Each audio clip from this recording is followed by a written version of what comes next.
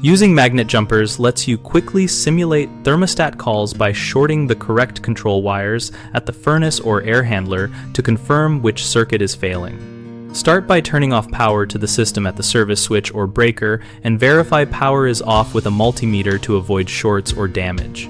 Locate the control board or terminal strip and identify the red common power lead and the green fan, yellow compressor, and white heat leads. With power restored, attach the magnet jumper between red and green to force the fan, red and yellow to force cooling, or red and white to force heat while standing clear of moving parts. While each jumper is engaged, use a multimeter set to measure 24 volts AC across the same two terminals to confirm the control voltage is present from the thermostat circuit. If voltage is present and the equipment does not run, then the problem is in the equipment, for example, a failed relay, contactor, or blower motor.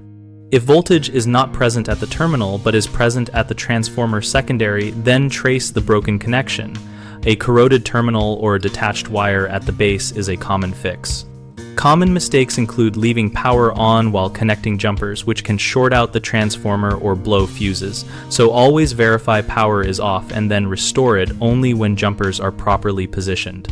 Another issue is misidentifying terminals and jumping the wrong pair, which can send incorrect signals and confuse diagnosis, so double-check terminal labels and color coding before making connections.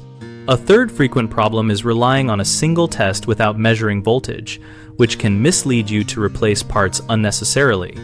Always measure the 24-volt signal at the terminals and at the transformer secondary to localize the fault.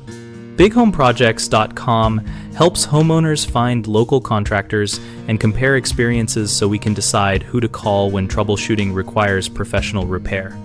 We also connect contractors with potential jobs and host a discussion community where we share practical troubleshooting tips and real-world advice.